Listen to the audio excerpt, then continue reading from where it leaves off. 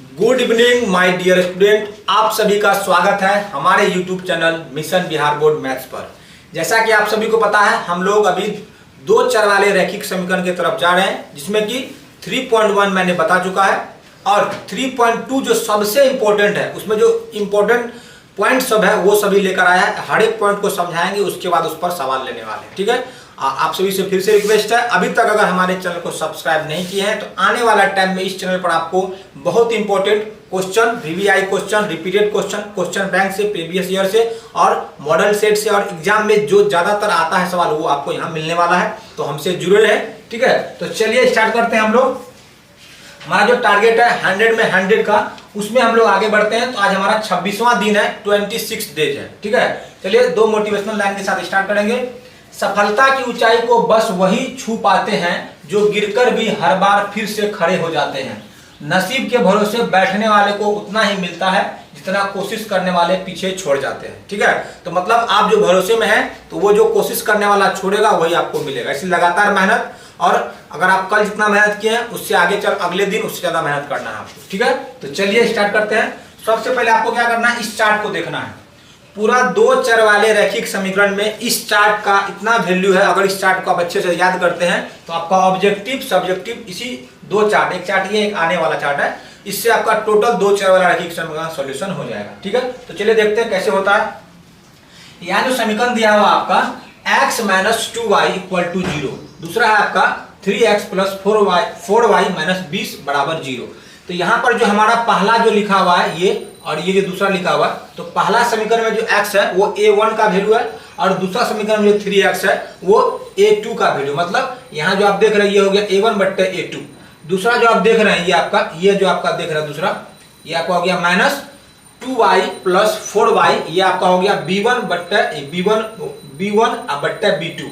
और ये जो आप तीसरा वैल्यू देख रहे हैं, इसमें तो तीसरा वैल्यू दिया नहीं है। अगर तीसरा वैल्यू होता तो 0 होता। ठीक है, अगर तीसरा वैल्यू जो देख रहे हैं आप 0/-20, ये आपका हो गया c1/c2। कहने का मतलब है कि जो आपका पहला समीकरण रहेगा उसमें ये पहला वैल्यू a1, b1, c1, और ये जो आप दूसरा समीकरण देख रहे हैं इसमें हो जाएगा आपका a2, b2, c2। ठीक है, उसका वैल्यू हम लोग आगे बैठाएंगे। अगर उसी तरह हम लोग फॉर्मेट देखेंगे, किस फॉर्मेट पर वो बैठ रहा है। जिस फॉर्मेट पर वो बैठता है, ग्राफीय निरूपण में उसका आंसर और बीजगणित में उसका आंसर क्या होगा, वो भी हम लोग देखने वाले हैं। ठीक है, तो पहला समीकरण क्या है, -x - 2y = 0। तो यहाँ पर a1 का वैल्यू 1 लिए हैं, और देखिए a2 का वैल्यू 3 है। उसके बाद -2, यहाँ -2 लिए हैं b1 का वैल्यू, और नीचे में जो है 4, ये हो जाएगा b2 का वैल्यू।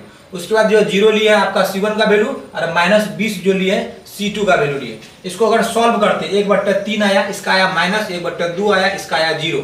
तो आप देख सकते हैं कि a1/a2 बराबर b1, यहाँ b1/b2 c1/c2 जो है वो पहला वाला दूसरे के बराबर नहीं है। जो पहला में आंसर आया है काट के, वो आंसर दूसरा में नहीं आया। तो इसको हम लोग लिखेंगे a1/a2 not equal to b1/b2। कहने का मतलब है कि a1/a2 जो है b1/b2 के वैल्यू के बराबर नहीं है। अगर इस तरह का फॉर्मेट आएगा आपका समीकरण में बनके, तो आपका पूछा जाएगा ग्राफीय निरूपण में इसका आंसर क्या होगा। ऑब्जेक्टिव में आता है तो आपको जवाब देना है प्रतिच्छेद करती हुई रेखाएं।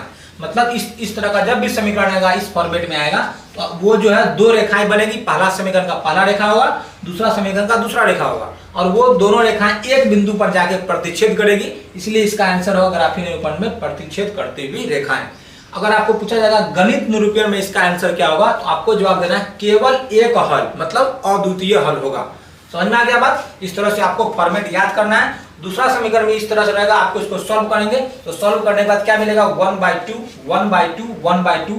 यहाँ हो जाएगा आपका फॉर्मेट में a1/a2 बराबर b1/b2 बराबर c1/c2। तो जब तीनों फॉर्मेट बराबर होता है समीकरण में, तो आपका रेखाएं अगर पूछा जाए ग्राफ में क्या होगा इसका आंसर, तो वो होगा आपका संपाती रेखा। मतलब एक रेखा पर दूसरा रेखा, मतलब एक रेखा जो है समीकरण का बन के, उसी तरह से जो दूसरा समीकरण बनेगा उसका जो रेखा आएगा वो एक दूसरे पर क्या रहेगा, चढ़ा हुआ रहेगा। उसको संपाती रेखाएं बोलते हैं। उसके बाद अगर पूछा जाएगा बीजगणित में इसका आंसर क्या होगा, और अपरिमित रूप से अनेक होगा। मतलब x और y का जो वैल्यू होगा अनंत वैल्यू होगा, कोई भी वैल्यू आप रख सकते हैं, बहुत सारा वैल्यू होगा। ठीक है, उसी वजह से तीसरा फॉर्मेट जो हम लोग देखते हैं, इसमें आता सॉल्व करते हैं a1/a2 b1/b2 c1/c2 को।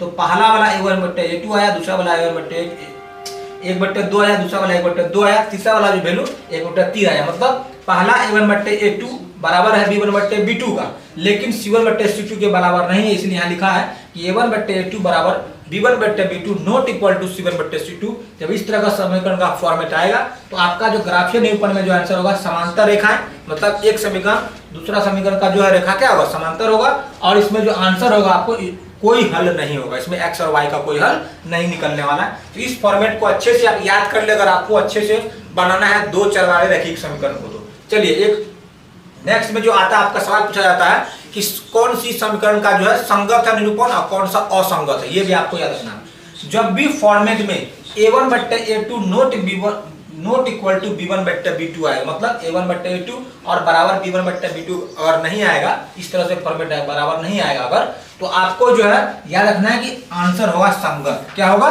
संगत होगा। कब, जब a1/a2 नॉट b1/b2 होगा तो संगत होगा। उसके बाद जब a1/a2 बराबर b1/b2 बराबर c1/c2 होगा तो भी जो है आपको आंसर जो आने वाला है, क्या आने वाला है, संगत आंसर आने वाला। डायरेक्ट इसी तरह से सवाल पूछा जाता है। आप जब आगे हम लोग चलेंगे सवाल लेके तो वहां आपको पता चलेगा कि इसी फॉर्मेट में सब कुछ बनने वाला है। तीसरा में होता है a1/a2 बराबर b1/b2 not equal to c1/c2, मतलब पहला दूसरे के बराबर है लेकिन तीसरे के बराबर अगर नहीं होगा तो आपका आंसर हो जाएगा असंगत। बस इतना आप याद कर ले, आपका दो चर वाले रैखिक समीकरण के जितने भी सवाल होंगे इसी फॉर्मेट पर आपका सभी सवाल क्या हो जाएगा, सॉल्यूशन हो जाएगा। हमें पूरा विश्वास है कि आप कॉपी कलम लेके बैठते हैं और जो इंपॉर्टेंट बात यहाँ बताया जाता है उसको आप नोट भी करते हैं। ठीक है, तो चलिए स्टार्ट करते हैं हम लोग। नेक्स्ट जो है एक इंपॉर्टेंट चीज है ग्राफ। यहाँ आपको देखना है कि ग्राफ में जो है कहाँ क्या होता है। ठीक है, ये बहुत इंपॉर्टेंट आपको कहा जाएगा ग्राफ में इसका आंसर दे, तो पहले आपको ग्राफ के बारे में समझना पड़ेगा। बहुत अच्छे से आप जान रहे होंगे, 9th क्लास में पढ़े हैं, लेकिन हल्का सा आपको हम ग्राफ के बारे में यहाँ बताते हैं। क्या होता है आपका, ये होता है आपका एक्स का, ठीक है, एक्स एक्सिस, इसको एक्स अक्ष बोलते हैं, और ये होता है आपका वाई अक्ष। ठीक है, क्या होता है ये होता है वाई अक्ष। तो यहाँ जो आप यहाँ जो स्टार्ट करते हैं, यहाँ पर x का वैल्यू और y का वैल्यू हमेशा 0 होता है, इसीलिए यहाँ बोलते हैं इसको मूल बिंदु बोला जाता है। और बहुत बार एग्जाम में हर एक साल लगभग पूछा गया है, एग्जाम में पहला शिफ्ट में दूसरा शिफ्ट में हर एक साल यह ऑब्जेक्टिव आता है कि मूल बिंदु का निर्देशांक क्या होता है। तो आपको हमेशा रखना है कि मूल बिंदु का निर्देशांक में x भी 0 होता है, y भी 0 हो जाता है, तो आपका जो है 0 और 0 आंसर होगा। ठीक है, याद रखना है कि मूल बिंदु का निर्देशांक क्या होता है, 0 और 0 होता है। और हम लोग जो यहाँ पर x एक्स लिए हैं, ठीक है, यहाँ जो हम लोग x लिए हैं, इसका जो वैल्यू होता है, ये x वाला का जो वैल्यू होता है वो प्लस में होता है। ठीक है, और यहाँ जो आप y वाला वैल्यू लिए हैं, ये भी क्या होता है, प्लस में इसका आंसर होता है। उसके बाद ये x का वैल्यू प्लस में आया, और x डैश लिए हम लोग, ये क्या लिए, x डैश, इसका जब भी आंसर आएगा माइनस में आंसर आएगा। ये अगर y का वैल्यू प्लस में आया तो y डैश जो हम लोग लेंगे, यहाँ भी इसका आंसर क्या चीज में आएगा, माइनस में आएगा। ठीक है, ये बात ऑब्जेक्टिव के लिए बहुत इंपॉर्टेंट है, इसको अच्छे से याद कर ले। और ये आपका होता है प्रथम पाद, ये होता है आपका द्वितीय पाद, ये होता है आपका तृतीय पाद, और ये होता है आपका चतुर्थ पाद। ठीक है, और हम लोग जब भी वैल्यू लिखेंगे, आपको और एक बात याद रखना है कि हमेशा सबसे पहले x का वैल्यू आता है, उसके बाद y का वैल्यू आता है। सबसे पहले x का वैल्यू आता है, फिर y का, सबसे पहले x का वैल्यू आएगा, फिर y का, सबसे पहले x का वैल्यू आएगा, फिर y का। कहने का मतलब क्या है, आपको एग्जाम में पूछा जाता है ऐसे करके कि प्रथम पाद में जो चिन्ह है कौन सा होता है, तो x का वैल्यू भी क्या हो गया आपका, x का वैल्यू भी प्लस में हो गया और y का वैल्यू भी प्लस में हो गया। कहने का मतलब है प्रथम पाद में जो वैल्यू होता है प्लस और प्लस होता है। ठीक है, उसके बाद द्वितीय पाद में वैल्यू क्या होता है, पहले प्लस का वैल्यू क्या है, प्लस x का वैल्यू क्या है, तो माइनस में होता है, और y का वैल्यू क्या आपका प्लस में होता है। तो कहने का मतलब कि द्वितीय पाद में जो है आपका जो वैल्यू होता है पहले माइनस फिर प्लस होता है। तृतीय वाला में क्या होता है, x का वैल्यू क्या हो गया आपका माइनस में, और y का वैल्यू क्या हो गया माइनस में। तो ये भी याद रखना है, तृतीय पाद में जो है वैल्यू क्या होता है, माइनस और माइनस होता है। और जो इंपॉर्टेंट है चतुर्थ पाद में, तो पहले x का वैल्यू लेते हैं, x क्या चीज में प्लस में और y क्या चीज में माइनस में। तो आपको याद रखना, ये फॉर्मेट आपको 2 नंबर ऑब्जेक्टिव दिला के रहेगा, बहुत इंपॉर्टेंट है।